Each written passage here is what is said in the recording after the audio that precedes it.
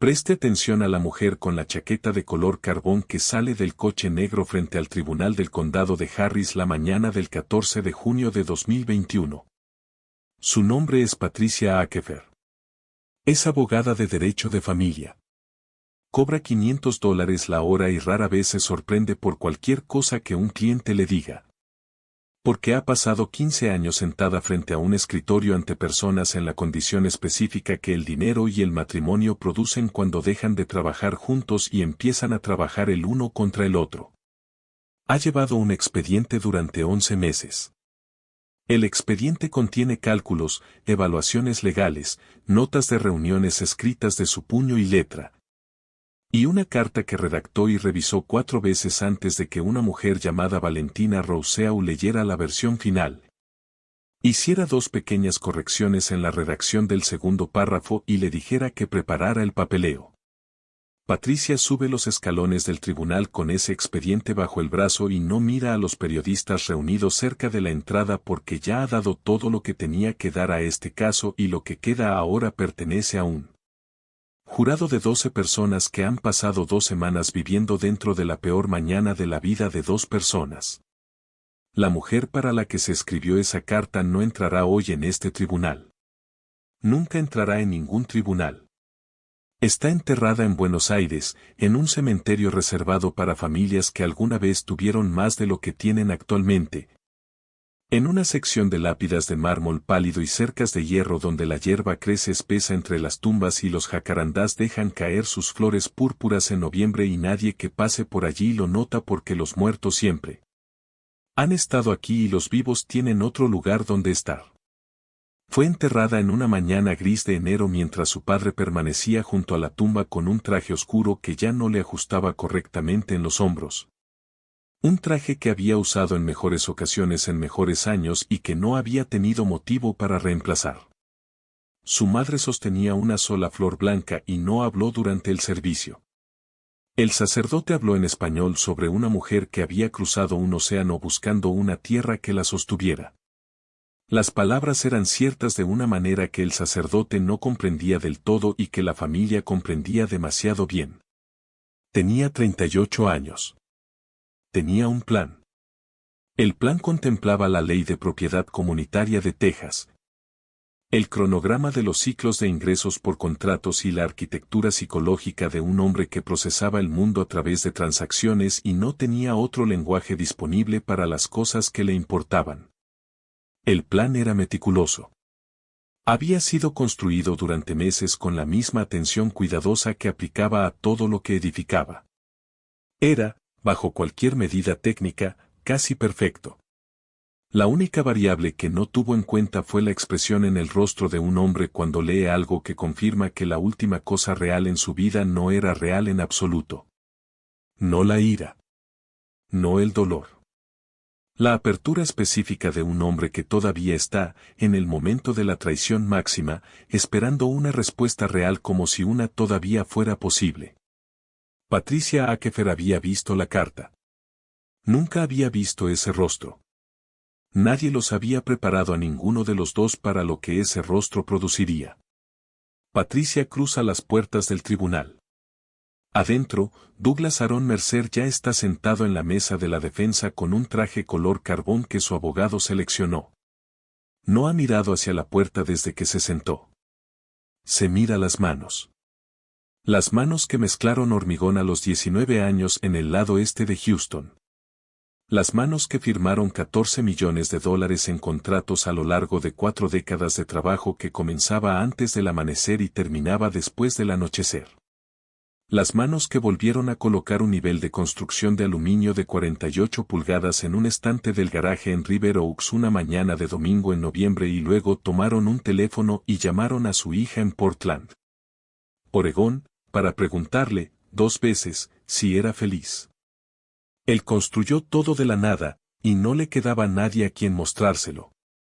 La cocina de la casa de River Oaks apareció en una revista de arquitectura en la primavera de 2017. El fotógrafo pasó 3 horas ajustando el ángulo de la luz de la mañana. moviendo su equipo en incrementos por el suelo de baldosas hasta que las encimeras de piedra caliza pálida captaron la iluminación en el grado preciso que las hacía parecer algo que había existido en esa forma específica. Desde antes de que el concepto de cocina se hubiera articulado plenamente. La diseñadora, que había pasado 14 meses seleccionando cada superficie de la habitación, condujo 40 minutos desde su oficina en Montrose para supervisar la sesión y se quedó en el umbral con los brazos cruzados y dijo después, a cualquiera que preguntara y a varias personas que no lo hicieron, que la cocina estaba entre las 3 mejores habitaciones que había producido en 20 años de práctica residencial. La revista la publicó como un reportaje de media página en la edición de primavera con 4 fotografías y un pie de foto que la describía como una obra maestra de lujo moderado en uno de los barrios más históricos de Houston. Douglas Mercer leyó el artículo cuando llegó el ejemplar, lo puso sobre la encimera de la cocina. Desayunó a su lado y luego lo archivó en el cajón donde guardaba la otra documentación de la casa, porque eso era lo que se hacía con las cosas de registro. Se confirmaba que existían. Se anotaba su contenido. Se ponían donde correspondían y se pasaba a la siguiente cosa que requería atención, porque siempre había una siguiente cosa y la siguiente cosa no esperaba a que terminaras de admirar la anterior. Hacía 4 años que desayunaba solo en esa cocina cuando apareció el artículo. Su segundo matrimonio había terminado con el mismo fallo estructural silencioso que el primero y había reorganizado sus mañanas. De la misma manera que reorganizaba todo lo que requería reorganización, sin ceremonia, sin análisis extendido. Con la practicidad de avance de un hombre que ha aprendido que detenerse en lo que se derrumbó no evita el próximo derrumbe y podría, de hecho, contribuir a él. Café a las 6:45. El periódico a las 7, trabajado sección por sección con la atención metódica que aplicaba a cualquier documento que contuviera información que necesitaba. Fuera por la puerta a las 7:50.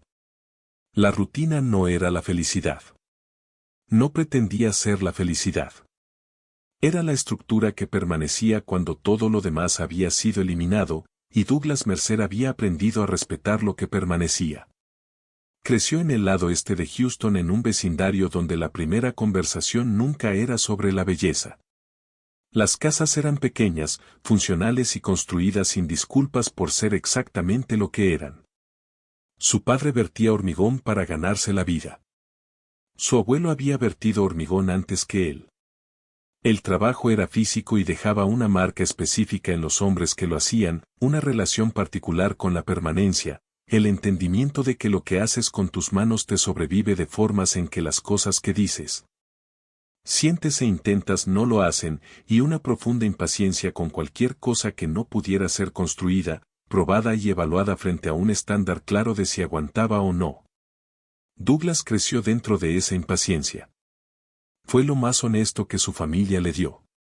A los 19 años tomó las mismas herramientas que llevaba su padre. No por falta de imaginación. Tenía imaginación. La tenía en la forma específica en que los hombres de lugares como el suyo suelen desarrollarla, no como una facultad para la abstracción, sino como una herramienta de proyección. Para ver una estructura terminada en el espacio donde aún no existía y luego trabajar hacia atrás desde la visión hasta la primera tarea que debía hacerse. Entendió, sin que se lo enseñaran explícitamente, que la única salida de un vecindario como el suyo era a través de él, no rodeándolo. Que los atajos acumulaban intereses a tasas que ningún prestamista legítimo ofrecería, y que los hombres que habían intentado eludir el trabajo se habían ido a un lugar peor. Mientras que los hombres que habían hecho el trabajo se habían ido, algunos de ellos, a un lugar mejor. A los 32 años era dueño de su primera empresa. No una gran empresa. Una empresa con 7 empleados y 2 camiones y una reputación en el lado este por hacer lo que decía que haría en el plazo que decía que lo haría, lo cual, Douglas había entendido pronto. Era una oferta más rara de lo que debería haber sido. A los 40 tenía 3 empresas operando bajo una sola estructura de gestión que su contador describía como elegantemente simple y sus competidores como agresivamente eficiente. A los 57, el valor neto que su contador calculó y colocó en una carpeta trimestral decía $14.200.000. Douglas revisó la cifra con la misma expresión que aportaba a toda confirmación numérica, un breve reconocimiento de que los datos eran consistentes con las expectativas. Una nota mental de que la trayectoria requería mantenimiento continuo, un regreso al siguiente punto en la agenda. Miraba los $14 millones de la misma manera que un hombre mira una fotografía de alguien que solía conocer. Familiar. Ligeramente irreal. Plena e innegablemente suyo. La casa de River Oaks era la expresión visible del contenido de la carpeta. 6.000 pies cuadrados de piedra caliza pálida y ventanas con marcos de hierro seleccionadas por una diseñadora a la que había pagado adecuadamente y en la que confiaba plenamente para tomar decisiones para las que él no tenía el vocabulario necesario. Una bodega de vinos que nunca había abierto porque no bebía vino con regularidad y había instalado la bodega porque el arquitecto dijo que una casa de esta categoría tenía una bodega de la misma manera que un edificio de cierta clasificación de carga tenía requisitos de cimentación específicos, no era opcional, era estructural. Una biblioteca con libros que no había leído. Comprados por la misma diseñadora en un lote de una venta de herencia y dispuestos por color y tamaño en estantes que habían sido construidos para albergar exactamente ese número de volúmenes. Una cocina que había salido en una revista. Vivía en esta casa solo y la casa era, en el sentido específico e irrefutable, hermosa. Douglas Mercer nunca se había sentido plenamente cómodo en ella. Su primer matrimonio duró 6 años. Renée era una maestra de Beaumont que tenía una calidez que Douglas reconocía, incluso en sus momentos menos reflexivos, como el tipo de calidez que cuesta algo mantener, que requiere reciprocidad, presencia. La energía de vuelta de una persona que también está invirtiendo. Ella había amado a la versión de Douglas que trabajaba jornadas de 18 horas y llegaba a casa oliendo a hormigón y ambición y se quedaba dormido antes del final de las noticias de las 10.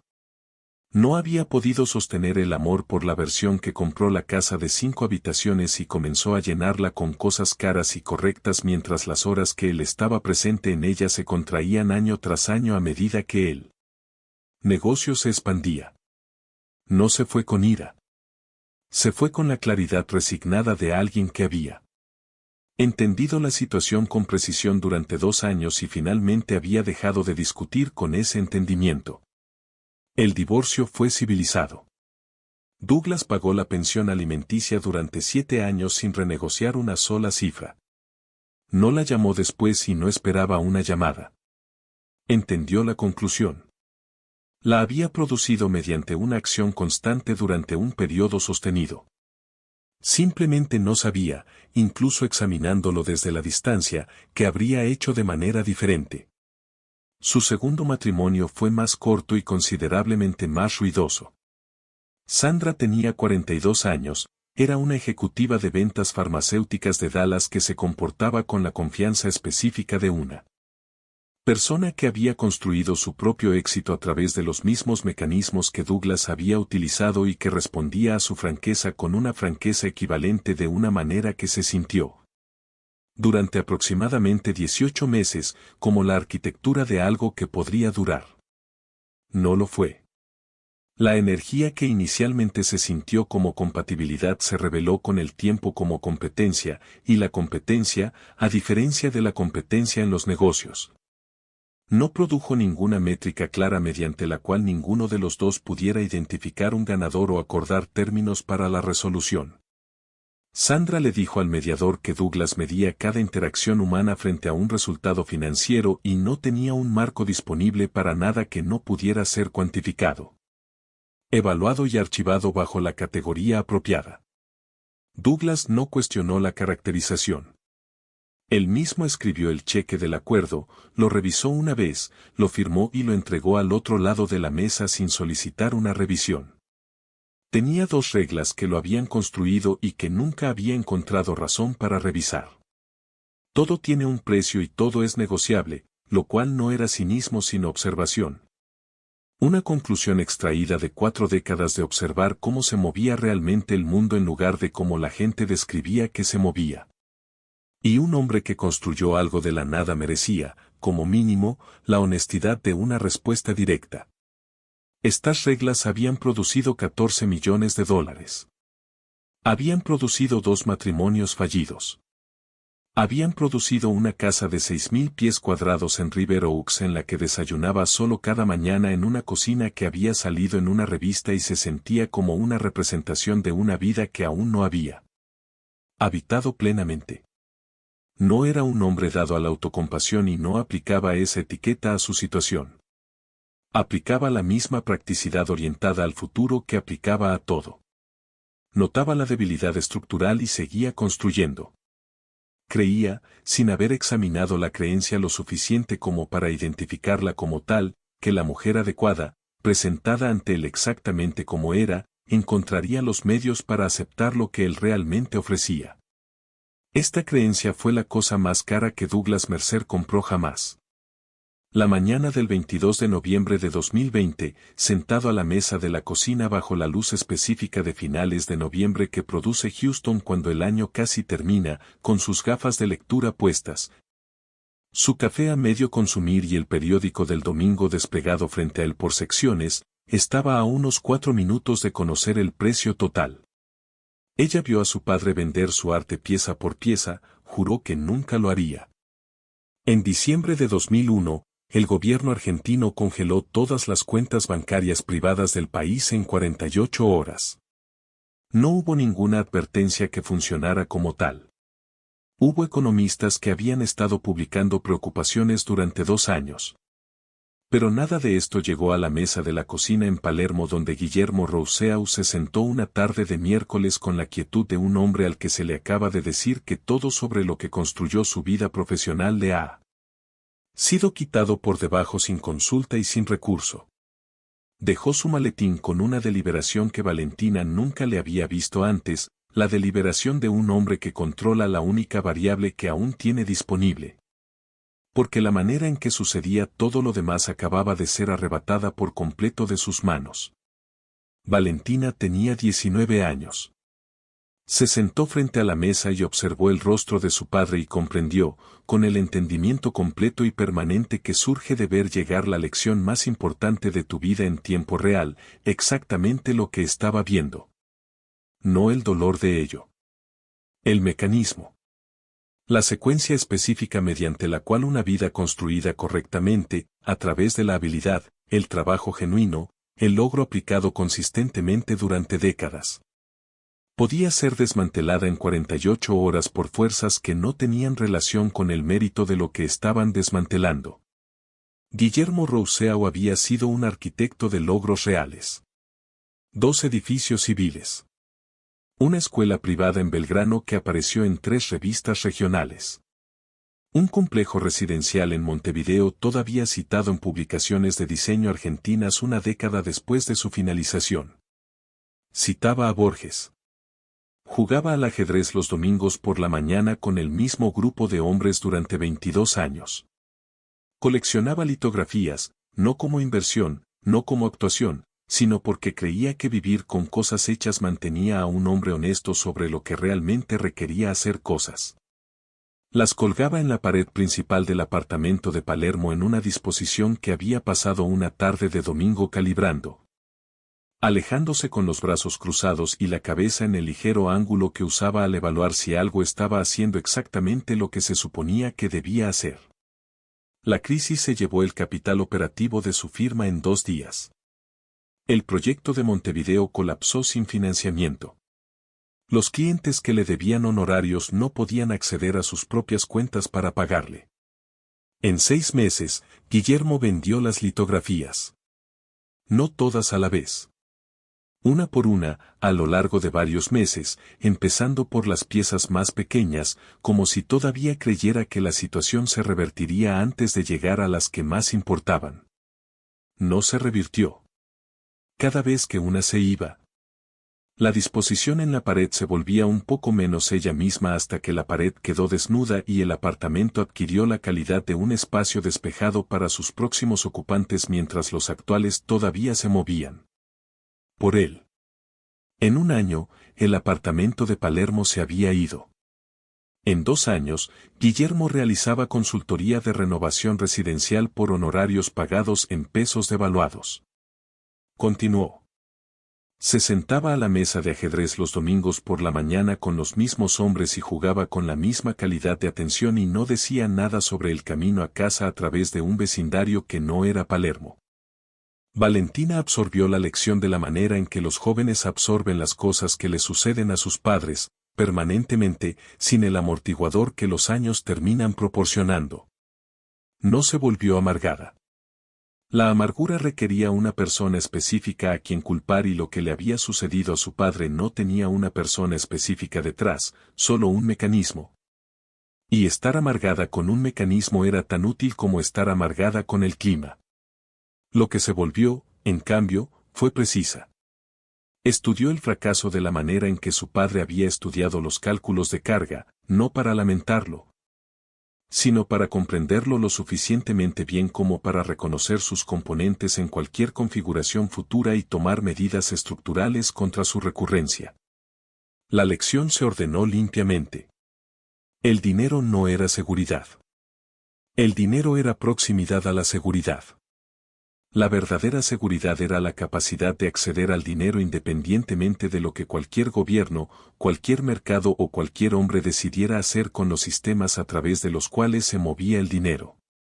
Necesitaba estatus legal en un lugar cuyo suelo hubiera demostrado la capacidad de sostenerse. Un país cuya economía no confiscara sin previo aviso lo que una persona había pasado años construyendo. Terminó su carrera de Historia del Arte en la Universidad de Buenos Aires. 6 años en una galería de San Telmo desarrollando un ojo, no el ojo de la apreciación, sino el ojo de la evaluación. La capacidad de mirar una cosa y entender que la sostenía realmente debajo de lo que parecía estar haciendo. Identificar la brecha entre lo que se afirmaba que era una obra y lo que realmente era. Desarrolló una reputación. La reputación produjo la oferta de Calpel. Houston. Una visa de intercambio cultural. Una sola maleta facturada, una cartera de tasaciones documentadas y un plan cuya dirección era completamente clara incluso si los detalles aún se estaban organizando. Necesitaba permanencia. Estatus legal. Una cifra lo suficientemente grande como para que la pared desnuda de su padre finalmente dejara de posarse detrás de su esternón como algo que había estado cargando desde los 19 años y que no podía soltar. Independientemente de lo lejos que viajara del apartamento donde lo había recogido por primera vez. Contactó a Patricia Akefer antes de la gala de preservación del Bayou. Una consulta inicial para entender el panorama antes de entrar en él. Patricia explicó la ley de propiedad comunitaria de Texas con la precisión de alguien que había pasado 15 años en divorcios de alto patrimonio. Los activos adquiridos durante el matrimonio se dividían a partes iguales independientemente de quien los hubiera ganado. Umbral limpio. Precedente establecido. Valentina tomó notas en un pequeño cuaderno comprado específicamente para este propósito. Escrito en español. Letra lo suficientemente pequeña como para que solo ella pudiera leerla. Separado del diario donde registraba otras cosas. Diferentes propósitos requerían diferentes contenedores. En la gala de preservación del Bayou el 14 de septiembre, Eleanor Calpel la llevó a través del salón para presentarle a Douglas Mercer y lo describió como un hombre que llevaba 3 años hablando de comenzar una colección de arte sin haber empezado ninguna. Valentina le estrechó la mano y lo evaluó en 4 minutos con la aplicación total del ojo que había pasado 6 años desarrollando. Que sostenía realmente esto debajo de lo que parecía estar haciendo. Inteligente de la manera estructural de los hombres que construyen cosas con sus manos. No abstracto, no interpretativo, inteligencia de carga, del tipo desarrollado a lo largo de 40 años de entender qué elementos de una estructura eran decorativos y cuáles eran esenciales. Solitario en el sentido arquitectónico, no exhibido, no lamentado, sino legible en la disposición de todo lo demás alrededor del centro ausente. De la manera en que un edificio te muestra sus muros de carga por la forma cuidadosa en que todo lo demás está posicionado a su alrededor. 2 matrimonios fallidos. 14 millones de dólares. Una cocina que había salido en una revista y una bodega de vinos que nunca había abierto. Y debajo de la aspereza, la franqueza, los 40 años de lógica transaccional, quería ser visto como un hombre de gusto por alguien que realmente lo tuviera. No un gusto comprado. No un gusto actuado. El tipo real, cultivado con el tiempo por alguien que entendía desde adentro lo que estaba mirando. Había construido todo lo que se suponía que debía construir y había llegado a la estructura terminada para encontrarla vacía en los sentidos que importaban y no tenía lenguaje para esto. Por lo que no decía nada y compraba más cosas y desayunaba solo en la cocina que había salido en la revista. Ella le mostró el lienzo del pintor colombiano. Óleo sobre lino. Un paisaje costero en una paleta que se sentía simultáneamente familiar y extraña, la sensación de un lugar en la hora antes de que lo comprendas. $180,000. Douglas lo miró durante 40 minutos. Ella lo observó mirar, no fingiendo que miraba, sino mirando realmente, con la atención estructural enfocada que aplicaba a cualquier cosa a la que hubiera decidido dedicar su pleno compromiso. Luego la miró a ella. Luego escribió el cheque. Ella anotó la secuencia. No la cantidad. La secuencia. Primero el mirar. Luego ella. Luego el cheque. Un hombre que necesitaba entender lo que estaba adquiriendo antes de comprometerse. Un hombre para quien el compromiso, una vez hecho, sería total. Condujo a casa, abrió el cuaderno pequeño y escribió 3 líneas. Luego lo cerró y se quedó en la quietud que sigue a una decisión que se ha estado gestando durante mucho tiempo y que finalmente se ha vuelto concreta. No era una villana en la contabilidad que mantenía para sí misma. Era una mujer que había visto la pared de su padre quedar desnuda litografía tras litografía y había tomado una decisión a partir de esa observación que la había llevado a través de 15 años y un océano hasta una habitación en Houston donde un hombre había mirado una pintura, luego la había mirado a ella y luego había escrito un cheque. El plan no era crueldad. El plan era la armadura que llevaba puesta desde que tenía 19 años. La había llevado tanto tiempo que casi había olvidado que fue lo que originalmente se construyó para proteger. Estaba a punto de pasar los siguientes 2 años descubriéndolo. El matrimonio que lo complicó todo. La primera cita fue en un restaurante de Montrose que Valentina seleccionó porque el sumiller era argentino y el menú cambiaba semanalmente y el tipo de hombre que respondía a ambas cosas sin fingir una respuesta valía la pena ser comprendido mejor. Douglas condujo él mismo en lugar de enviar un coche.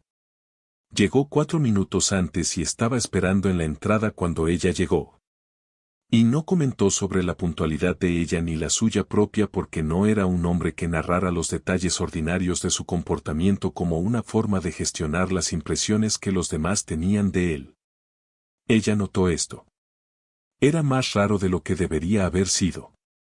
No conocía al sumiller. No tenía motivos para conocerlo y no fingió lo contrario. Pero cuando Valentina saludó al hombre por su nombre y le preguntó en español por su familia en Rosario y la postura profesional del sumiller cambió por completo a algo más cálido y genuino. Douglas observó este intercambio con la atención enfocada que dedicaba a las cosas que aún no entendía pero reconocía como importantes. Había pasado 30 años en salas llenas de gente rica de Houston, contratistas, promotores, ejecutivos del sector energético. El estrato específico de hombres hechos a sí mismos que habían acumulado lo suficiente para moverse en ciertos círculos y habían aprendido a fingir su comodidad en esos círculos con la fluidez convincente de la larga práctica. En esas salas, las personas que servían el vino y retiraban los platos eran muebles. No por malicia. Por la ceguera particular que produce la prosperidad cuando llega lo suficientemente rápido y el trabajo de mantenerla consume tanta atención que todo lo que no es directamente relevante para ese mantenimiento deja de registrarse como plenamente real. Valentina trató al sumiller como a una persona. No como una actuación de calidez. No como una demostración de su soltura internacional o sus credenciales culturales. Preguntó por su familia porque quería saber sobre su familia y escuchó la respuesta porque la respuesta le interesaba. Douglas observó esto y lo archivó en algún lugar para el que no tenía una categoría inmediata y pasó el resto de la cena volviendo a ello de la manera en que uno vuelve a un detalle estructural en un edificio que no se ajusta a los planos y sigue atrayendo tu atención hasta que entiendes lo que te está diciendo. Hablaron durante 3 horas. Él hizo preguntas sobre arte que a veces eran ingenuas en su planteamiento pero siempre sinceras en su motivación. Quería entender cómo veía ella las cosas, no cómo se suponía que debían verse. Y había una diferencia entre esas dos indagaciones que la mayoría de la gente nunca distinguía. Ella respondió sin condescendencia y sin ese tipo particular de simplificación paciente que los expertos usan cuando han dejado de comprometerse genuinamente con la pregunta y simplemente están gestionando a la persona que pregunta. Habló de la relación de un pintor con la luz de la misma manera que Douglas hablaba de la relación de un edificio con la carga, como un problema que tenía que resolverse correctamente o todo fallaba. Y la solución nunca era arbitraria, siempre estaba determinada estructuralmente por lo que la obra intentaba hacer realmente. Él describió un problema de cimentación que había resuelto en una obra en Katy el año anterior utilizando un método que contradecía la recomendación del ingeniero y que había producido, dijo, un mejor resultado que el que habría producido el método del ingeniero. Explicó el razonamiento en lenguaje técnico y luego lo tradujo, sin que se lo pidieran, cuando vio que ella se esforzaba por seguirlo. Ella hizo 3 preguntas. Fueron las preguntas correctas. Él la miró al otro lado de la mesa con la expresión de un hombre que ha explicado su trabajo a muchísimas personas y rara vez ha sentido que la explicación aterrizara con algún peso al otro lado. Las citas continuaron. 1 por semana al principio, luego 2. Douglas venía el mismo cada vez, algo que Valentina notó y no comentó porque comentarlo habría sido nombrar la cosa y nombrarla la habría cambiado y ella aún no quería cambiarla. La llevó a 3 obras de construcción durante los meses siguientes, cada invitación ofrecida con la misma franqueza despreocupada que usaba para todo, no como un gesto romántico, no como una demostración de su imperio, sino porque él iba y pensó que ella podría encontrarlo interesante y había dejado de equivocarse sobre lo que a ella le interesaba. Ella se situaba en las estructuras de acero de edificios en progreso y lo escuchaba hablar de cálculos de carga y muros de contención y de las decisiones de ingeniería específicas que separaban una estructura que se mantendría en pie de una que acabaría fallando, y observaba cómo se movían sus manos cuando explicaba estas cosas, y comprendía que, fuera lo que fuese Douglas Mercer, era un hombre que había hecho cosas reales en el mundo y sabía con total precisión exactamente cómo las había hecho. Esto complicó su cálculo. No usó un lenguaje más suave que ese en el diario que llevaba en español con la letra pequeña que solo ella podía leer. Complicó su cálculo. Lo respetaba. No había esperado respetarlo con el grado de especificidad con que lo hacía. Había esperado encontrarlo legible, manejable y útil, que lo era, pero no había esperado encontrarlo interesante, que también lo era.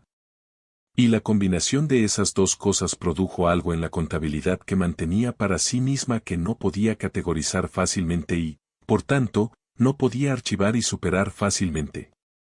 No lo amaba. Seguía teniendo claro esto consigo misma.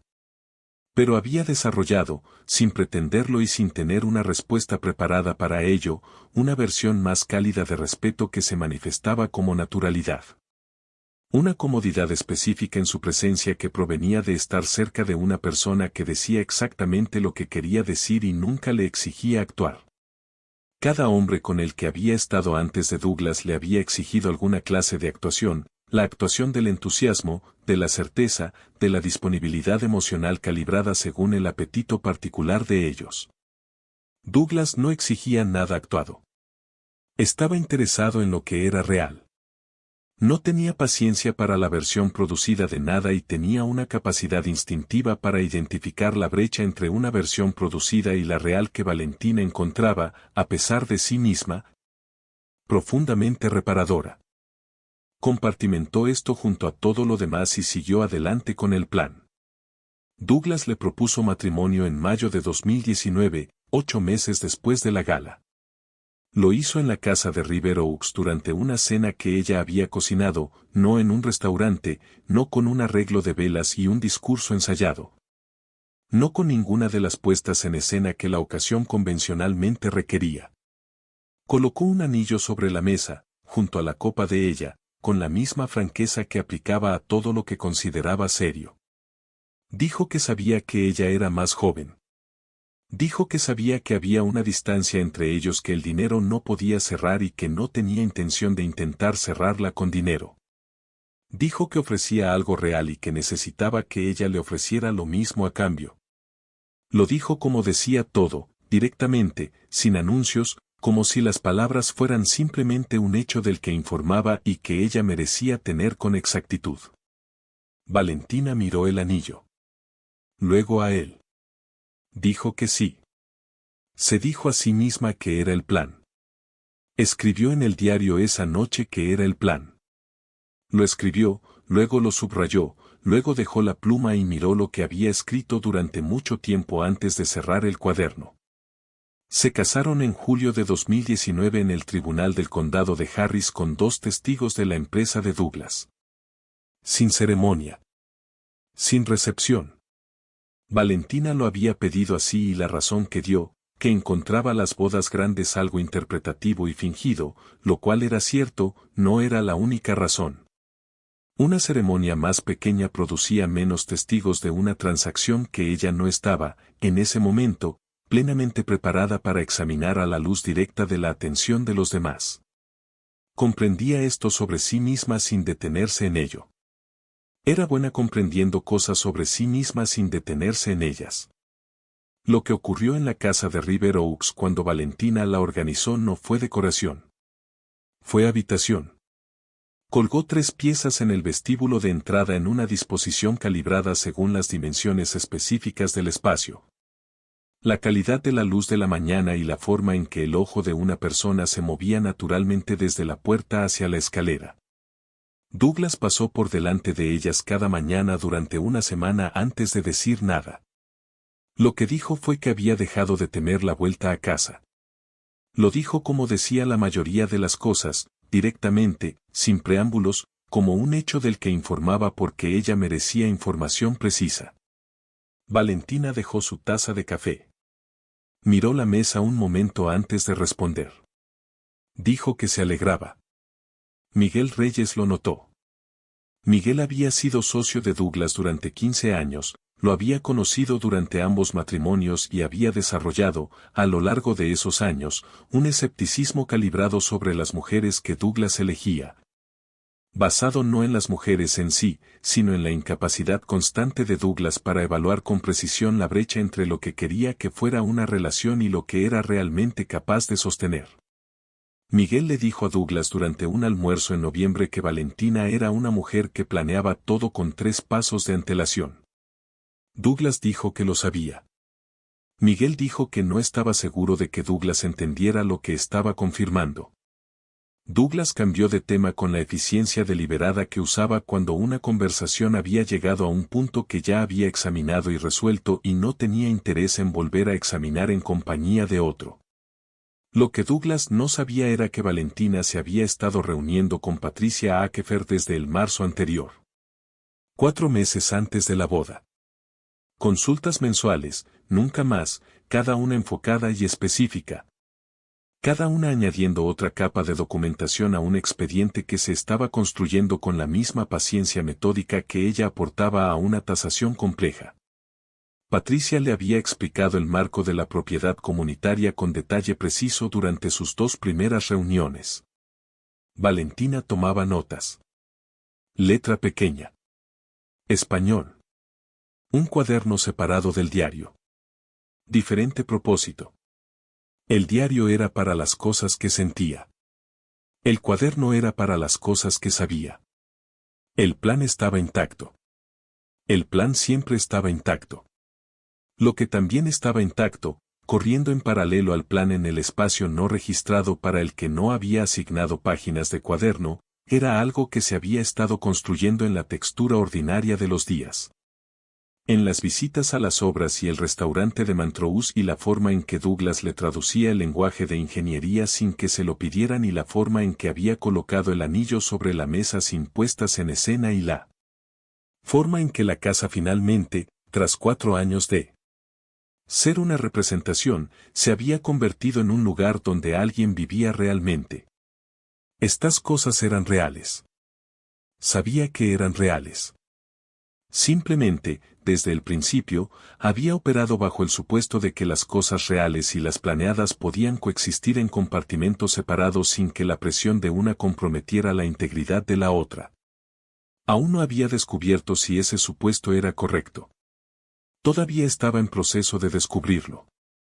El descubrimiento se completaría una mañana de domingo en noviembre, en una cocina llena de piedra caliza pálida y ventanas con marcos de hierro, y no resultaría como ninguno de los dos había preparado. Porque ninguno de los dos se había preparado para lo mismo.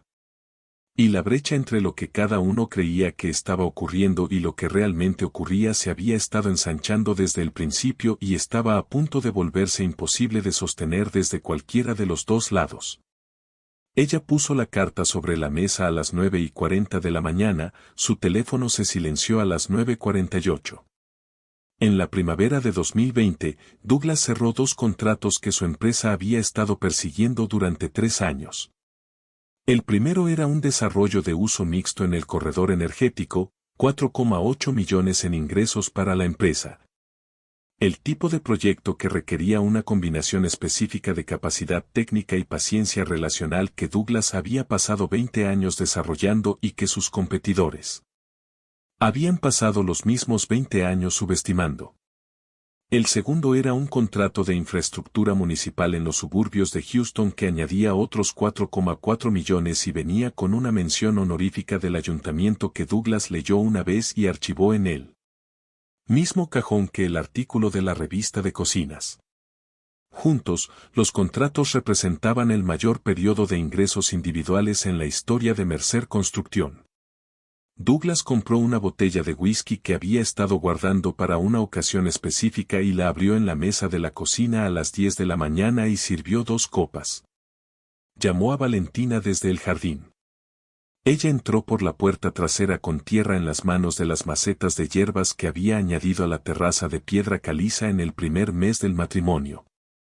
Se sentó frente a él. Él le dijo las cifras. Ella levantó su copa. Ya sabía lo de ambos contratos.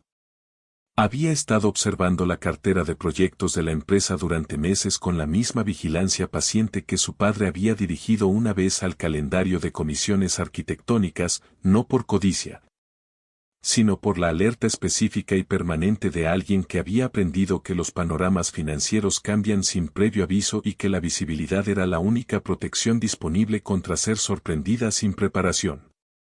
Cuando ocurrieran, 9,2 millones en nuevos ingresos para la empresa. Activos adquiridos durante el matrimonio. Patricia Akefer había confirmado el cálculo en 2 reuniones de abril y le había explicado a Valentina las implicaciones de la propiedad comunitaria con la precisión de alguien que comprendía que la precisión, en estas conversaciones, era la única forma de amabilidad disponible. El número era limpio. El marco legal estaba claro. Valentina se sentó a la mesa de la cocina frente a Douglas Mercer, levantó su copa, le sonrió y, en la parte de sí misma que guardaba en el cuaderno separado, tomó una decisión. Se dio 6 meses de plazo. No escribió esto en el cuaderno. Algunas decisiones se toman en el espacio anterior al lenguaje y escribirlas significaría examinarlas. Y examinarla significaría enfrentarse a lo que estaba decidiendo hacerle a un hombre que acababa de llamarla desde el jardín para compartir la mejor noticia de su vida profesional. Lo que cambió en esos 6 meses no fue el plan. El plan se mantuvo. Lo que cambió fue todo lo que no era el plan. Miguel Reyes tuvo un ataque al corazón en junio. No fue fatal, pero requirió cirugía y 6 semanas de recuperación, durante las cuales Douglas dirigió la empresa solo con la misma intensidad de 16 horas diarias con la que operaba cuando tenía 30 años y construía la primera empresa de la nada. Llegaba a casa cada noche, a una casa donde Valentina había mantenido la cena caliente y las luces encendidas sin que se lo pidieran y sin mencionar que lo había hecho. Él no sabía cómo expresar lo que esto significaba para él en ningún otro registro que no fuera el práctico. Le dio acceso a la tarjeta de crédito de la empresa y le dijo que amueblara la habitación de invitados como quisiera. Ella la amuebló.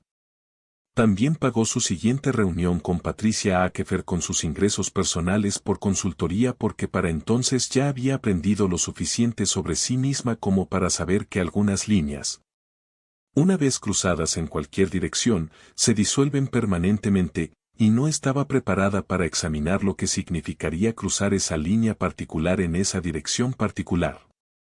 En octubre Douglas la llevó a Nueva York. Era la primera vez de ella. La cuarta de él.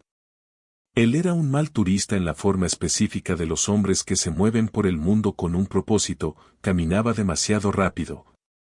Encontraba que esperar en las colas era un uso irracional de un tiempo finito y experimentaba los museos como entornos que le obligaban a reducir la velocidad de formas para las que su cuerpo no había sido calibrado. Valentina le hizo aminorar la marcha en la Frick Collection. Se quedó con él frente a un Vermeer durante 12 minutos sin hablar y dejó que la pintura hiciera lo que las pinturas de Vermeer hacen a las personas que están dispuestas a quedarse quietas el tiempo suficiente para permitírselo, que es hacer que la habitación se sienta simultáneamente muy pequeña y más grande de lo que cualquier habitación tiene derecho a ser.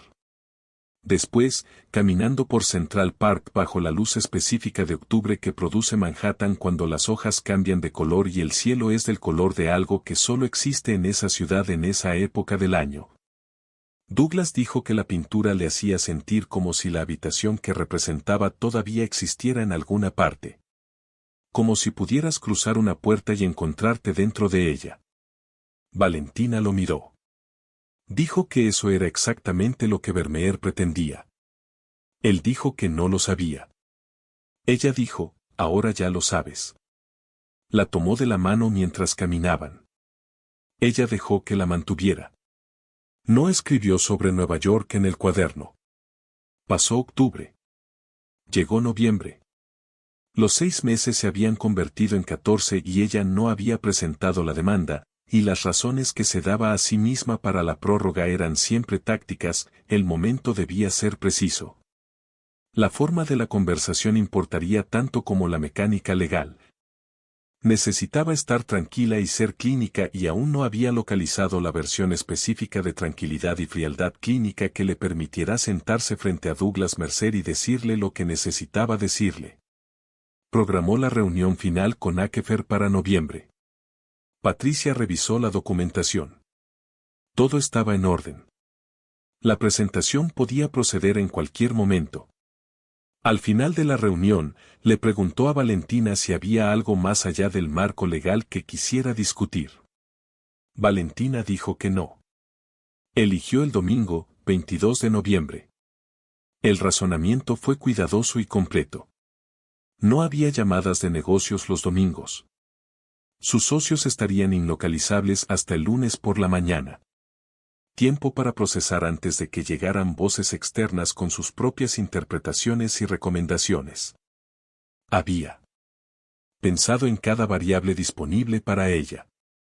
Había preparado el lenguaje, no un guión. Era demasiado honesta consigo misma para un guión, sino una secuencia de declaraciones honestas dispuestas en un orden que reconocía la complejidad sin infligir una crueldad innecesaria. Había escrito la secuencia y la había revisado y sabía lo que iba a decir sobre la incompatibilidad y sobre el tiempo y sobre el hecho de que lo que habían construido juntos había sido real en las formas en que ella era capaz de ser real y que sentía que su versión capaz de lo real no hubiera sido la versión que él merecía. No había pensado en cómo sería su rostro cuando pusiera la carta sobre la mesa. Eran las 9:40 de la mañana.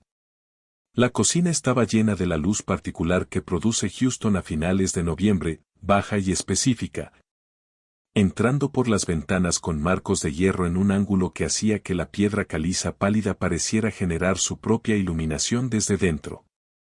Douglas estaba a la mesa con sus gafas de lectura puestas, trabajando en el periódico del domingo sección por sección con la atención metódica que aplicaba a cualquier documento que contuviera información que necesitaba. Su café estaba a medio consumir. Aún no había empezado la sección de negocios. Todo estaba como siempre estaba las mañanas de domingo en esa cocina y la completitud ordinaria de la escena, las gafas de lectura, el café, el periódico, la luz, produjo en Valentina. De pie en el umbral de la cocina con la carta de Patricia Akefer en la mano, una sensación para la que no se había preparado y que no pudo nombrar inmediatamente. Colocó la carta frente a él con ambas manos. Plana. Centrada.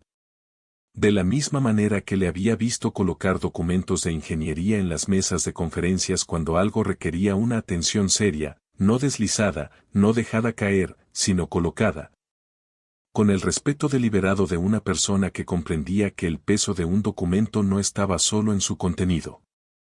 El gesto no fue calculado. Surgió de forma natural tras 2 años observando cómo este hombre presentaba las cosas que consideraba serias y ella había absorbido su lenguaje sin pretenderlo y allí estaba, en el momento que llevaba planeando 11 meses. Emergiendo de sus manos sin consulta previa. Douglas miró la carta. Se quitó las gafas de lectura. Se las volvió a poner y la leyó de nuevo desde el principio, despacio, de la manera en que leía cualquier cosa que contuviera números o lenguaje legal o ambos. La dejó. La miró a ella al otro lado de la mesa. La cocina estaba en silencio. A excepción de la nevera y la calidad particular del silencio que produce una casa una mañana de domingo cuando la ciudad afuera aún se está recomponiendo y el interior aún no ha sido perturbado por el ruido ordinario del día. Hizo una pregunta. Si algo de todo aquello fue real. Valentina abrió la boca.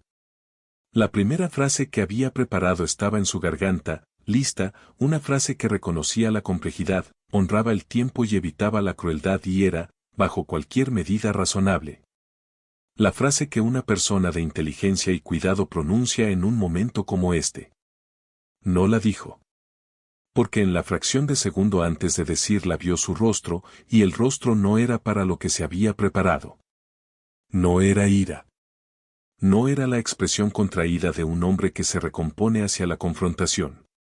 Ni siquiera era dolor, todavía no. Era algo para lo que no tenía una categoría preparada, una apertura. El rostro de un hombre que todavía estaba, en el momento preciso de máxima exposición, esperando una respuesta real como si una respuesta real fuera todavía posible. Como si la situación no se hubiera resuelto ya en algo que las respuestas reales no podían alcanzar. Hizo una pausa. Un segundo. La nevera zumbaba. La luz entraba por las ventanas con marcos de hierro y caía sobre la encimera de piedra caliza pálida y sobre la carta que yacía plana en la mesa entre ellos y sobre el rostro de Douglas Mercer con su expresión de una apertura que no pertenecía allí y que ella no había pensado en preparar en 11 meses de preparación. Un segundo fue suficiente. Lo que ocurrió en los 40 minutos que siguieron fue escuchado en fragmentos por Isabela Rivera, de 17 años, en el escritorio de su habitación 2 propiedades al sur, trabajando en problemas de cálculo un domingo por la mañana con su ventana abierta al aire suave de noviembre. La propiedad de los Rivera colindaba con la finca de los Mercer a través de un muro bajo de piedra y una hilera de adelfas que se habían establecido antes de que llegara cualquiera de las dos familias y que en verano producían Una densa pantalla de hojas brillantes y flores rosas y en noviembre estaban lo suficientemente desnudas como para que el sonido viajara a través de ellas con claridad. Isabela había oído voces alzadas en el vecindario antes. Desacuerdos transportados por ventanas abiertas, la fricción ordinaria de la vida doméstica manifestándose a través del aire suburbano. Esto era diferente de una manera que ella podía oír pero que aún no podía, a los 17 años, articular plenamente. La voz de Douglas empezó baja y subió no con el patrón de una discusión, de afirmación y contraafirmación, de dos personas luchando por su posición, sino con el patrón de algo que estaba siendo arrebatado. El sonido de un hombre que ve cómo algo se marcha en tiempo real y es incapaz de detenerlo, y la incapacidad produce una presión que no tiene otro lugar a donde ir más que hacia arriba a través de su voz, hacia frecuencias que ella no había oído antes en ninguna dirección. La voz de Valentina fue controlada al principio. Medida. La voz de una persona que entrega algo difícil con el cuidado de la preparación. Luego algo cambió en ella. Isabela le dijo a la detective Sandra Bass, 7 meses después, sentada en una sala de interrogatorios de la sede del Departamento de Policía de Houston, que no podía describir con precisión qué cambió en la voz de Valentina en los minutos anteriores al estruendo. Solo que sonaba como alguien que había llegado a una posición con certeza y se había encontrado con algo en la habitación que la certeza no había tenido en cuenta y estaba, en tiempo real, descubriendo lo que costaba no haberlo tenido en cuenta. Luego la voz de Douglas de nuevo, subiendo más allá del registro de la discusión hacia algo que no tenía nombre en el vocabulario del desacuerdo doméstico ordinario porque no pertenecía a ese vocabulario.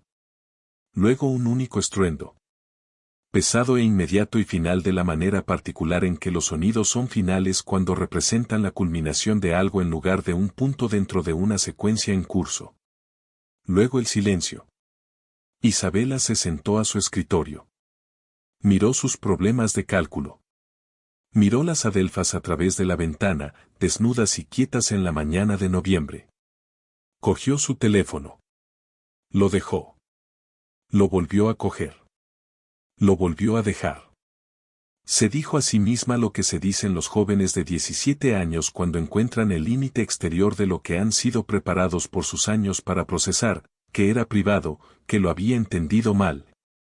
Que el silencio después de un estruendo no era necesariamente el tipo de silencio equivocado, que no sabía lo suficiente como para saber lo que sabía. Volvió a sus deberes.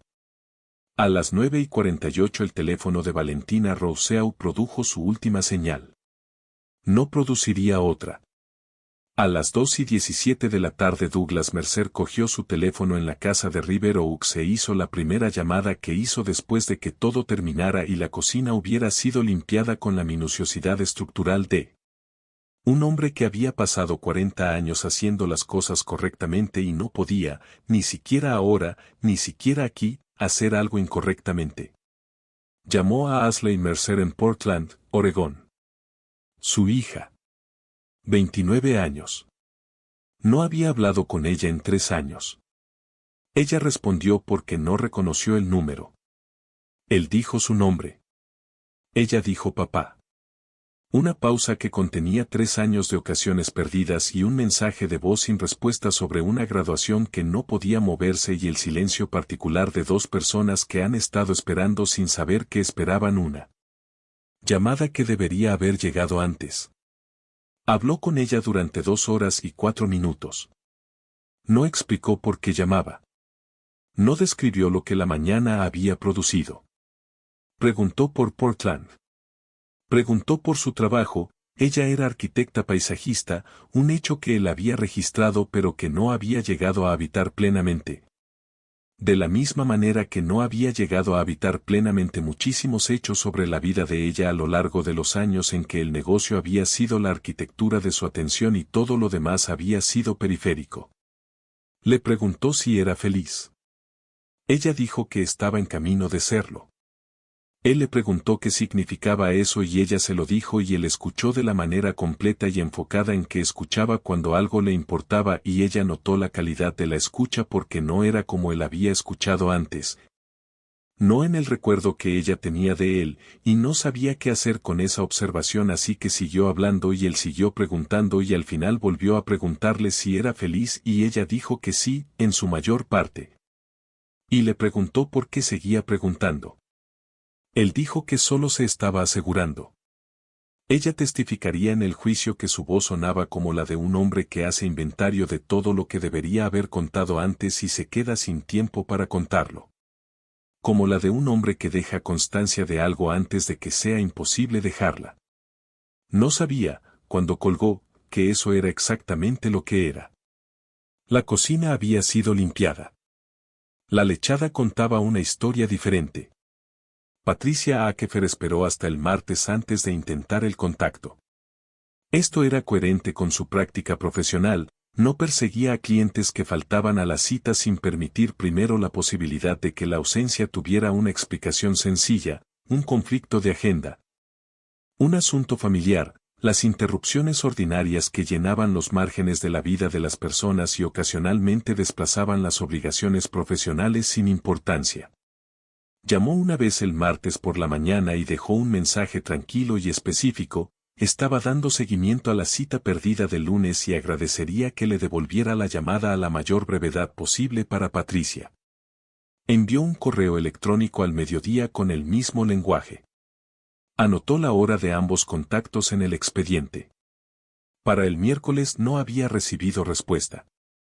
Llamó 2 veces y envió un segundo correo electrónico y se sentó ante su escritorio después de la segunda llamada mirando el expediente que había estado construyendo durante 11 meses y pensando en la mujer que lo había encargado.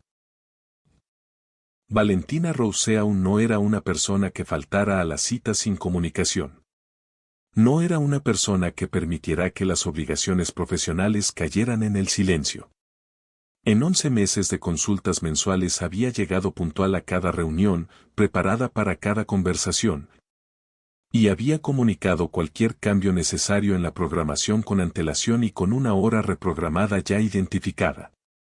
El silencio no era coherente con la persona con la que Patricia se había estado reuniendo durante casi un año. El silencio era, en el lenguaje de la experiencia profesional, una desviación de un patrón bien establecido.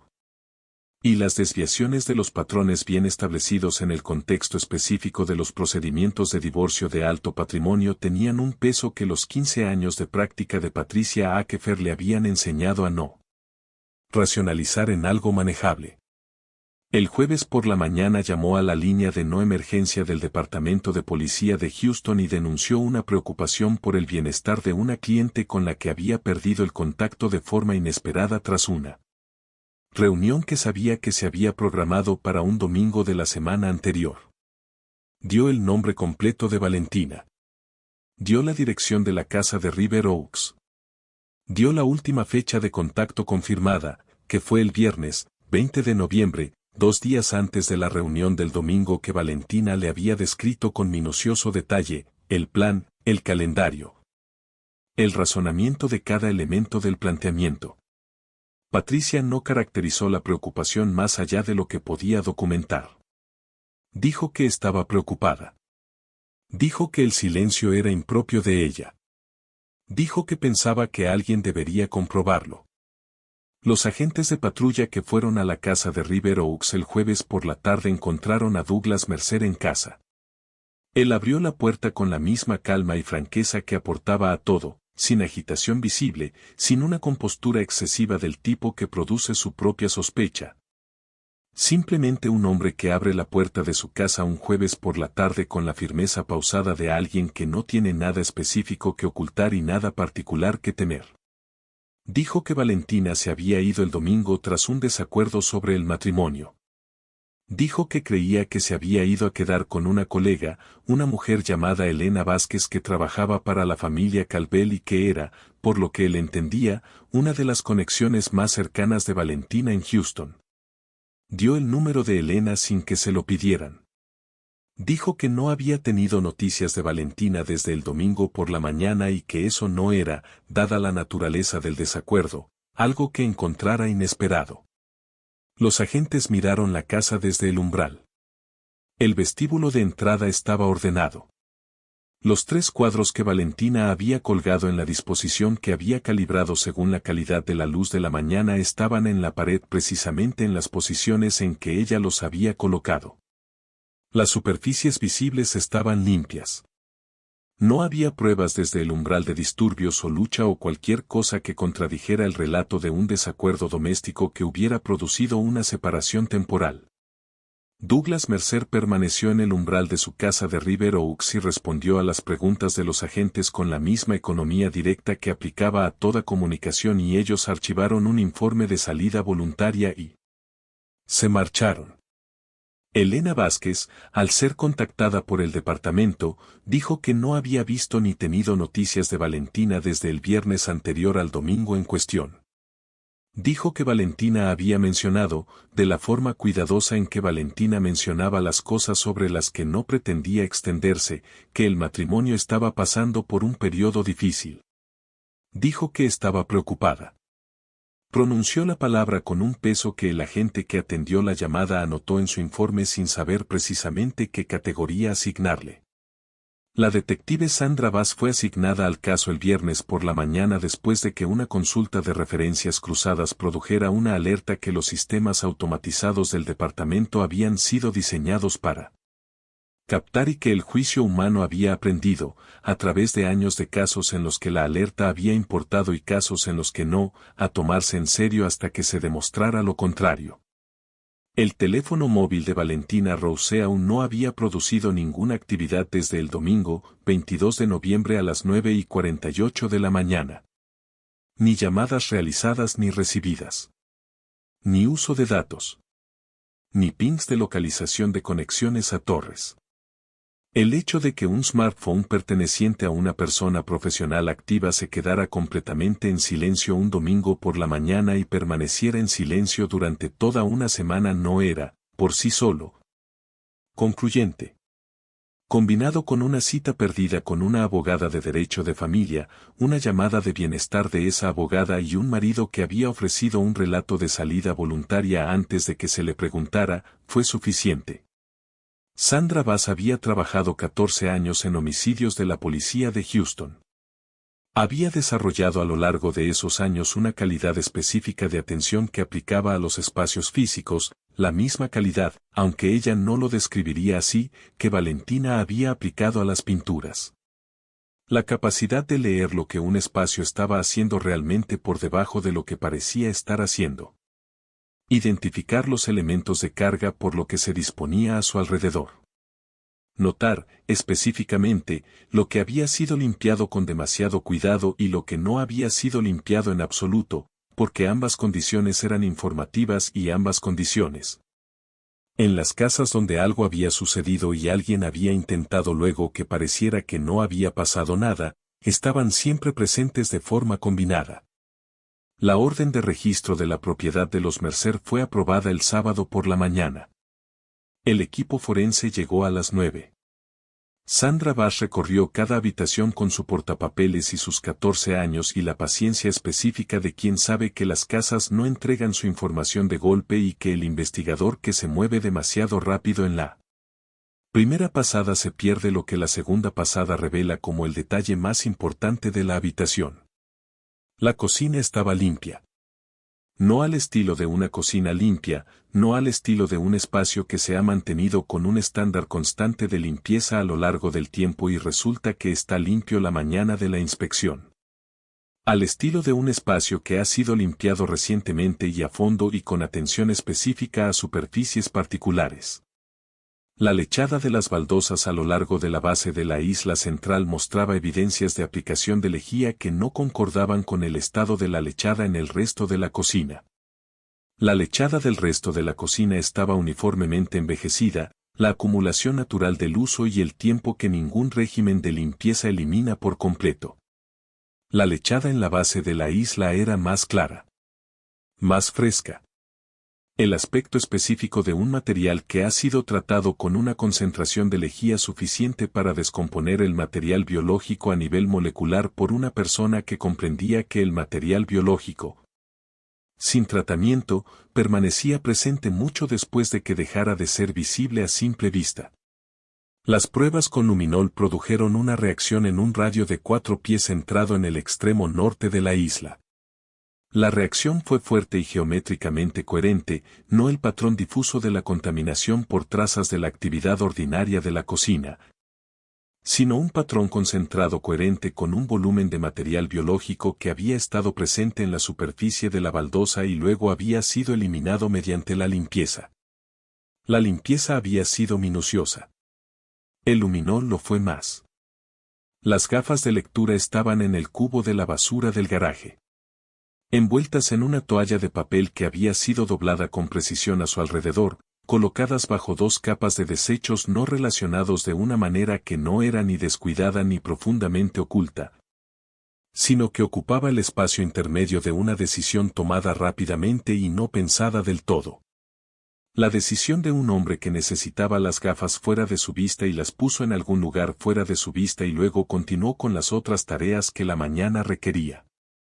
Una lente estaba agrietada en el cuadrante inferior izquierdo siguiendo el patrón producido por un fuerte impacto lateral. Las gafas que Douglas Mercer llevaba puestas a la mesa de la cocina cuando leyó la carta de Patricia Akefer, envueltas en una toalla de papel, en la basura del garaje, con una lente agrietada. La carta de Patricia Akefer estaba en el cajón de la cocina bajo un fajo de documentos no relacionados, recibos de servicios públicos, una factura de un contratista, un folleto de un programa de fidelización de un restaurante. La carta había sido doblada 3 veces.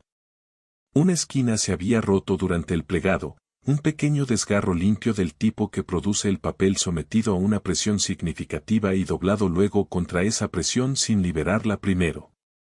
El patrón de doblado era apretado, comprimido.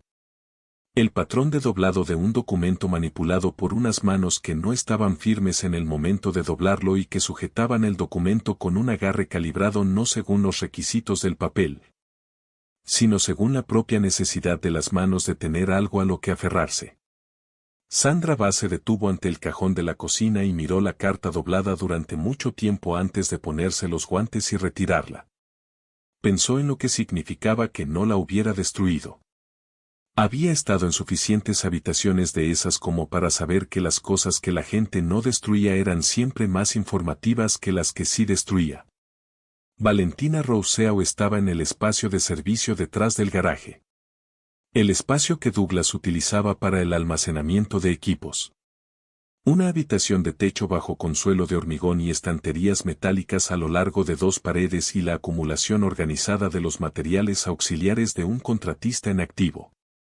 Telas de protección apiladas en la esquina. Tramos de conductos en un soporte.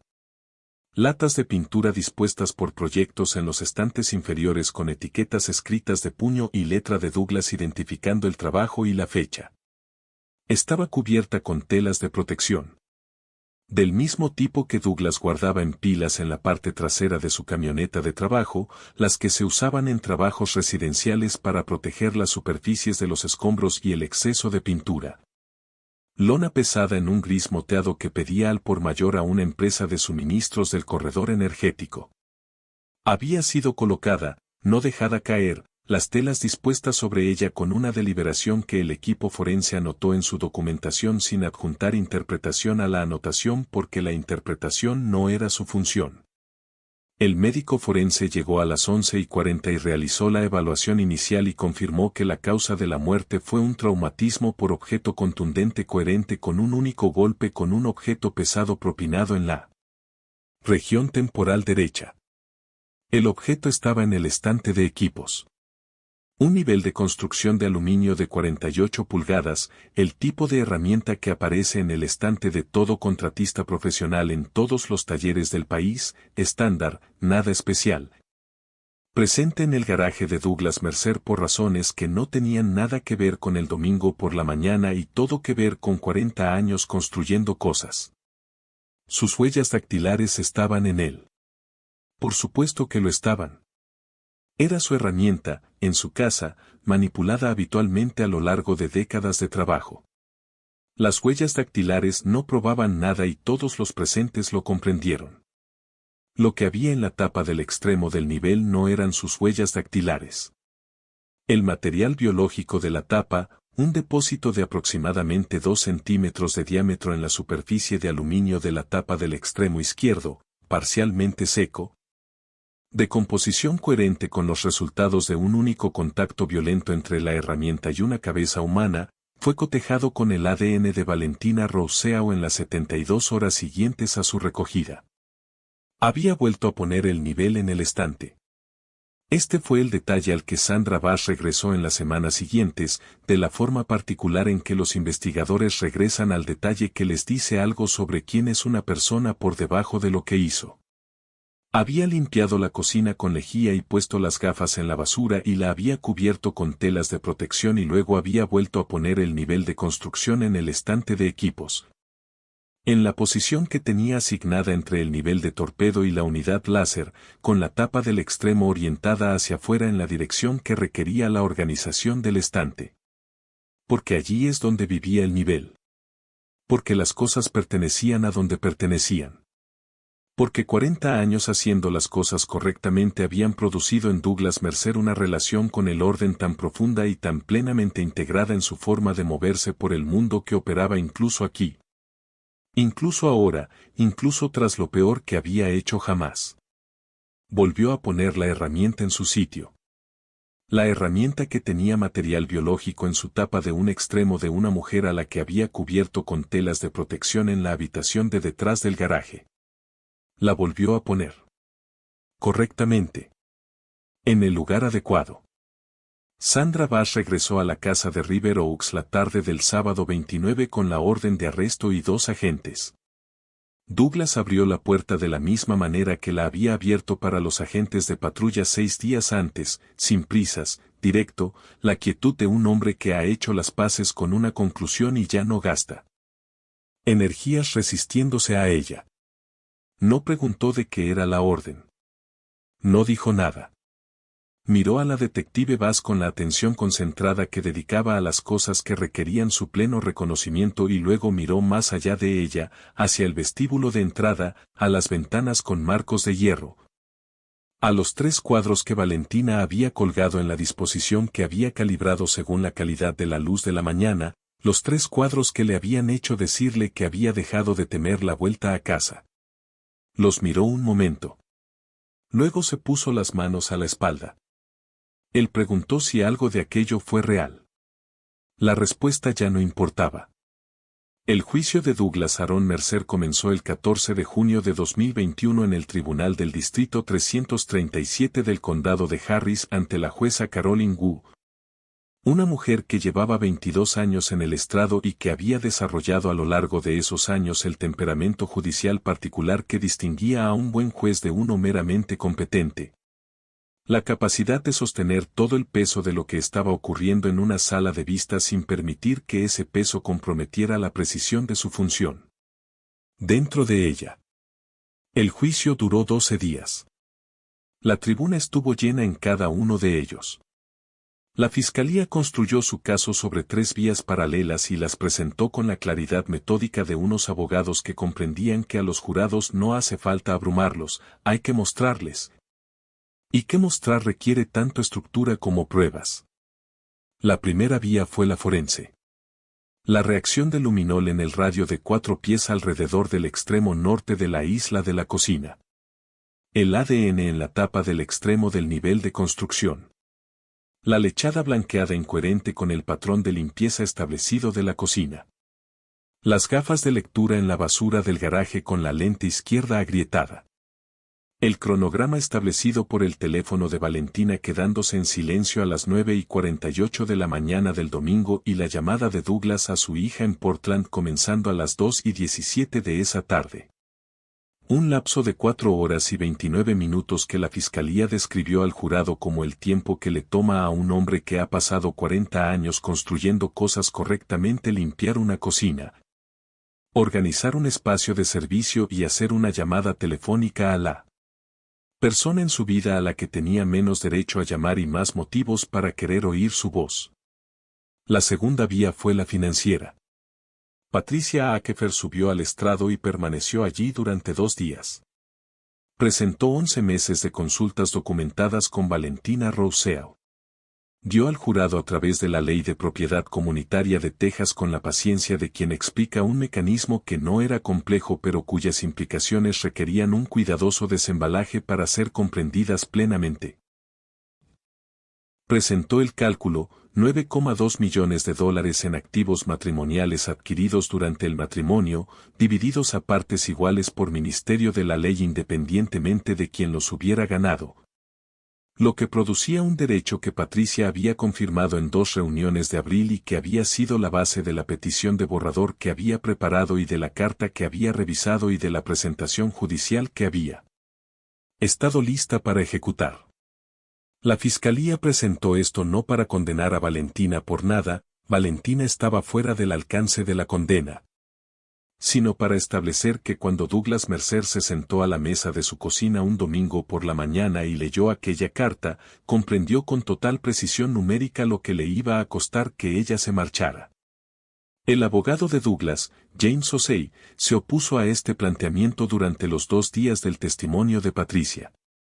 Argumentó, con la persistencia controlada de un hábil abogado defensor que sabe qué argumentos está planteando para que consten en acta y cuáles cree que puede ganar, que el motivo financiero por sí solo colocaba a Douglas en una categoría ocupada por todos los hombres de Texas a los que su cónyuge entrega los papeles del divorcio mediante un abogado competente, y que la fiscalía estaba pidiendo al jurado que tratara lo que estaba en juego a nivel emocional y financiero de la disolución de un matrimonio como prueba de una disposición criminal y no como el contexto ordinario en el que se había producido este domingo por la mañana en particular. La jueza Gu permitió el testimonio e instruyó al jurado para que lo sopesara junto con todo lo demás que se les diera y para que no sacara ninguna conclusión de ello de forma aislada. James Osei se sentó. La instrucción era correcta y no era suficiente. La tercera vía fue Isabela Rivera. Ya tenía 18 años cuando subió al estrado, habiéndolos cumplido en primavera. Y había pasado los 7 meses transcurridos entre la mañana de noviembre y la sala del tribunal de junio haciendo lo que había estado haciendo cuando oyó los sonidos a través de las adelfas. Trabajando cuidadosamente en problemas que requerían precisión y plena atención, negándose a permitirse aproximaciones allí donde la exactitud estuviera disponible. Se sentó en el estrado de los testigos con un vestido azul marino y respondió a cada pregunta con la exactitud específica y deliberada de alguien que había hecho un acuerdo privado consigo misma sobre lo que su testimonio debía al proceso y tenía la intención de honrar ese acuerdo por completo. Describió la voz de Douglas. Describió la voz de Valentina y el momento dentro de ella en que algo cambió. Cuando la entrega controlada de una posición preparada se encontró con algo en la habitación para lo que no se había preparado y el control se convirtió en algo diferente. No menos controlado sino controlado de forma distinta, el control de una persona que gestiona una situación que se ha apartado de su forma prevista. Describió el estruendo. Único, pesado, inmediato.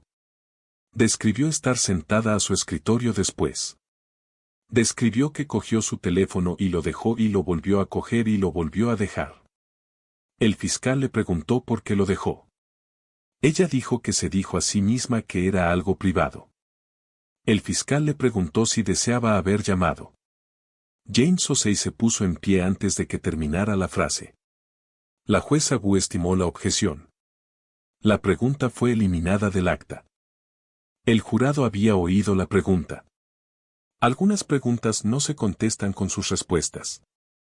Se contestan con el hecho de ser formuladas, con el peso de lo que la formulación revela sobre la comprensión de quien pregunta respecto a lo que ocurrió y lo que podría haber sido diferente. Isabela Rivera abandonó el estrado con la serena precisión que había aportado a él. No miró a Douglas Mercer mientras caminaba de vuelta a su asiento. Él la vio caminar. Su expresión, que se había mantenido durante todo el juicio en la quietud de un hombre que había aceptado la lógica de su situación y ya no gastaba energías resistiéndose a ella, cambió por un momento a algo distinto cuando la vio alejarse. Algo que al taquígrafo judicial sentado a 2 metros a su izquierda le pareció un hombre que reconoce algo sobre sí mismo que antes no había estado dispuesto a reconocer directamente. La defensa presentó su caso a lo largo de 3 días. James Osei llamó a un psicólogo forense que testificó sobre la respuesta a la traición aguda y la herida de apego y los mecanismos neurológicos por los cuales la confirmación de un engaño sistemático en una relación íntima podía comprometer la arquitectura de toma de decisiones de un individuo con un historial previo de pérdida relacional. El testimonio fue preciso y acreditado y la fiscalía lo sometió a un contrainterrogatorio durante 3 horas, volviendo repetidamente al único punto que no podía eludirse, que una perturbación emocional extrema, por muy documentada clínicamente y explicada forensemente que estuviera, no constituía una defensa contra el asesinato en primer grado bajo la ley de Texas. Podía constituir motivos para una reducción de la acusación a segundo grado. No podía deshacer lo hecho. No podía devolver a Valentina Rousseau al cementerio de Buenos Aires y devolverle el océano que había cruzado y el plan que había construido y la inesperada naturalidad que había encontrado en compañía de un hombre que no había tenido intención de encontrar fácil de tratar. El psicólogo lo reconoció. El reconocimiento permaneció en la sala el resto de la tarde. Douglas Mercer no testificó en su defensa.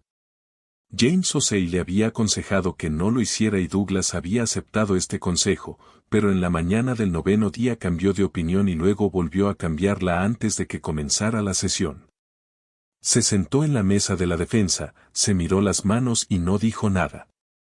Era un hombre que había construido $14 millones sobre el principio de que una respuesta directa era lo mínimo que una persona íntegra debía en cualquier situación seria, y no pudo encontrar, dentro de ese principio, una respuesta directa a la pregunta de qué diría si subiera al estrado y el fiscal le preguntara qué había pasado en la cocina la mañana del 22 de noviembre.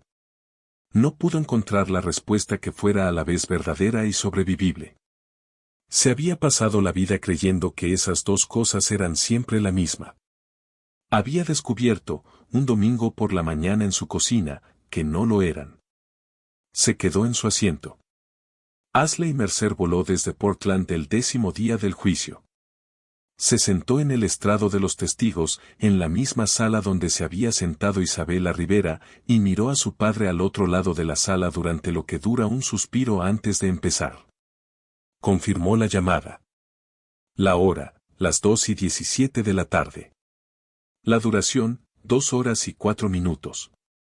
Confirmó que él le había preguntado varias veces, a lo largo de esas 2 horas, si era feliz.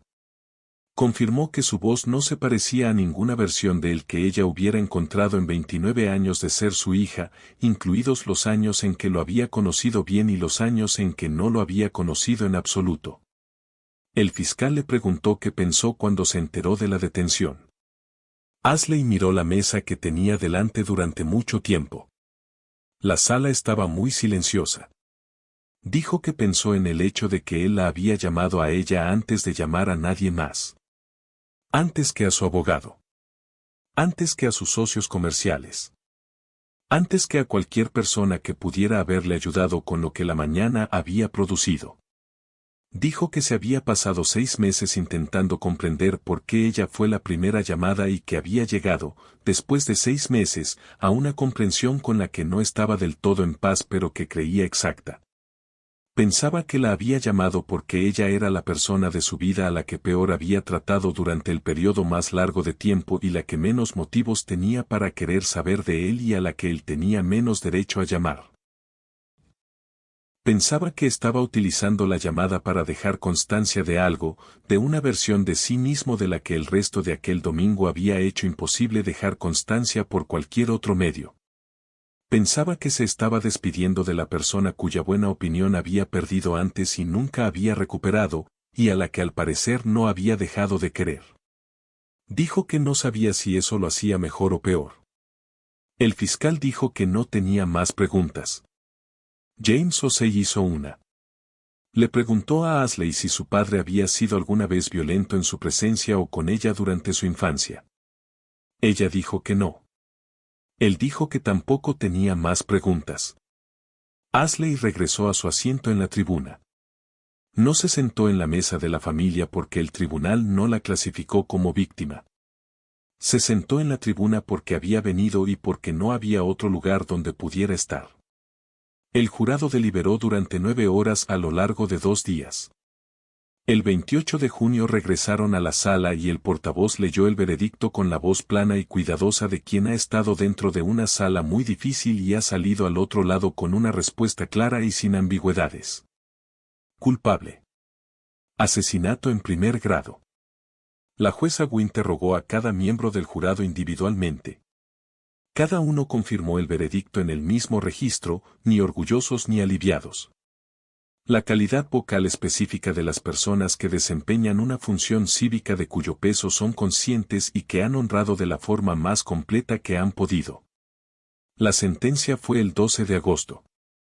35 años en el Departamento de Justicia Criminal de Texas. Consideración de libertad condicional a los 75. Cumplimiento total de la condena a los 93. Douglas se puso en pie para la sentencia como lo hacía para todo, sin hundirse visiblemente, con la quietud orientada hacia adelante de un hombre que ha aceptado una conclusión y no va a fingir angustia ante un público. James Osei le puso brevemente una mano en el hombro. Douglas miró al frente. Cuando los agentes se movieron para sacarlo, se volvió una vez hacia la tribuna y buscó a Ashley en su asiento y se miraron durante lo que dura un suspiro. No lo suficiente para que nada se resolviera o se comunicara por completo, pero sí lo suficiente para que se reconociera entre ellos algo que no requería lenguaje. Porque el lenguaje nunca había sido el medio a través del cual Douglas Mercer comunicaba las cosas que más le importaban y era demasiado tarde para cambiar eso ahora. Salió por la puerta de la izquierda. Valentina Rousseau fue enterrada en el cementerio de la Recoleta de Buenos Aires una mañana gris de enero mientras su padre permanecía junto a la tumba con un traje oscuro que ya no le ajustaba en los hombros y su madre sostenía una sola flor blanca y no hablaba. El sacerdote habló en español sobre una mujer que había cruzado un océano en busca de una tierra que la sostuviera. Las palabras eran ciertas. El sacerdote no sabía en qué sentido específico eran ciertas y la familia lo comprendía en demasiados sentidos y no corrigió el registro porque el registro no era la cuestión. La cuestión estaba en la tierra y en la mañana gris y en los jacarandás y en el traje que no le quedaba bien y en la pared desnuda de litografías de un apartamento de Palermo que una chica de 19 años había mirado y a partir de la cual había tomado una decisión que la había llevado, a través de 20 años y un océano, a una cocina de River Oaks un domingo por la mañana de noviembre. La casa de River Oaks salió a la venta en febrero del año siguiente. El anuncio la describía como una propiedad de lujo en uno de los barrios más prestigiosos de Houston. 6.000 pies cuadrados. Bodega de vinos. Biblioteca. Cocina recientemente actualizada. Las fotografías mostraban el vestíbulo de entrada con los 3 cuadros todavía en la pared en la disposición que Valentina había calibrado según la calidad de la luz de la mañana. El abogado de la herencia no había sabido qué hacer con ellos y los había incluido en el anuncio. Se vendieron con la casa. Los compradores fueron una pareja joven de Dallas. Pasaron su primer fin de semana pintando el vestíbulo de entrada de un blanco cálido. La mujer preguntó si debían quedarse con los cuadros. El marido dijo que no sabía nada de arte. Ella dijo que ella tampoco. Los pusieron en un depósito climatizado en la zona de la Galleria, donde permanecieron correctamente conservados, sin atribuirse a nadie en particular, valiendo lo que valían. Douglas Mercer entró en la unidad de Huntsville el 1 de septiembre. Había construido $14 millones a partir de sus inicios como peón de hormigón a lo largo de 40 años de trabajo que empezaba antes del amanecer y no paraba hasta que lo que había que hacer estaba hecho. Había aplicado la lógica de la transacción y el intercambio honesto a cada relación que había entablado y había tenido razón sobre lo que esa lógica podía construir y se había equivocado sobre lo que podía sostener. Había preguntado, ante la mesa de una cocina bajo la luz específica de finales de noviembre de River Oaks, si algo de todo aquello fue real. No se había preparado para el peso del silencio en el segundo anterior a la respuesta. No se había preparado para lo que ese peso Combinado con todo lo que se había acumulado en él a través de 2 matrimonios fallidos y 40 años de un entendimiento específico e inquebrantable de lo que la honestidad debía y de lo que se le debía a cambio, produciría cuando llegara todo de golpe un domingo por la mañana sin ningún otro lugar al que ir. Valentina Rousseau había cruzado un océano con un plan construido sobre los restos de las litografías de su padre y había utilizado la soledad de un buen hombre como instrumento de su seguridad y había descubierto, en el segundo anterior a pronunciar la primera frase que había preparado, algo que no había puesto en el cuaderno ni en el diario ni en los 11 meses de consultas documentadas con una abogada de familia, que la armadura que llevaba puesta desde los 19 años no había protegido, al final, todo lo que se construyó para proteger. Que algo había traspasado. Que la naturalidad que había encontrado en su compañía y el octubre neoyorquino y los 12 minutos frente al Vermeer y la forma en que él había colocado el anillo sobre la mesa sin puestas en escena no eran, ni habían sido nunca, plenamente separables del plan con el que se suponía que debían discurrir en paralelo. Ella lo sabía. Había subrayado la palabra plan en su diario la noche en que él le propuso matrimonio y sabía, al subrayarla, que el subrayado no era una confirmación sino un argumento. Llevaba discutiendo consigo misma desde mayo de 2019 y había estado ganando la discusión por el margen más estrecho posible y la mañana del 22 de noviembre el margen se cerró y ella hizo una pausa de un segundo y el segundo fue suficiente. Isabela Rivera estudió matemáticas en la Universidad Rice. Eligió una residencia en el lado norte del campus, lejos de los barrios residenciales, y no explicó esta preferencia a nadie porque no requería ninguna explicación para sí misma y había aprendido.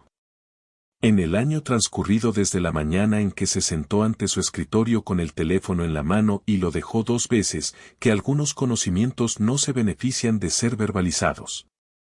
Simplemente viven en ti e informan las distancias que eliges y las ventanas que abres y los cálculos que haces 2 veces antes de aceptar la respuesta. Hacía sus cálculos 2 veces. Siempre los había hecho 2 veces. Ahora los hacía con más cuidado. El caso no produjo ninguna reforma. Los mecanismos que permitían construir una arquitectura financiera dentro de un matrimonio sin conocimiento de la otra persona siguieron vigentes. Los mecanismos que dejaban a los hombres sin lenguaje para el dolor específico de descubrir que lo que creían mutuo no lo era, también siguieron vigentes. La ley había hecho lo que la ley podía hacer. Había asignado el veredicto correcto y la sentencia proporcionada y había metido a un hombre en Huntsville y enterrado a una mujer en Buenos Aires y cerrado un expediente que Patricia Akefer colocó en el estante de terminados de su oficina y no volvió a abrir. La cocina de la casa de River Oaks tenía nuevos dueños. Las ventanas con marcos de hierro seguían cortando la luz de la mañana con el mismo ángulo. La piedra caliza pálida seguía reteniendo la iluminación como siempre lo había hecho. La casa no recordaba nada. Las casas nunca lo hacen. Las personas que pasan por ellas llevan lo que allí ocurrió de la forma específica e intransferible en que las personas llevan las cosas que han presenciado o hecho o dejado de hacer. No como un expediente que pueda colocarse en un estante y cerrarse, sino como un peso distribuido a través de la estructura de cómo se mueven posteriormente por cada habitación en la que entran. Cada mañana que se sientan en una cocina con una taza de café y un documento que están a punto de leer y una vida que creen comprender. Si algo de todo aquello fue real. La pregunta había sido contestada y la respuesta no había salvado a ninguno de los dos y la cocina estaba llena de la luz de la mañana y la casa no recordaba y el nivel estaba en el estante donde le correspondía y una mujer que había cruzado un océano en busca de una tierra que la sostuviera estaba bajo tierra y un hombre que lo había construido todo de la nada no tenía nada más que construir. La luz entraba por las ventanas con marcos de hierro igual que siempre. No conocía la diferencia. La luz nunca la conoce.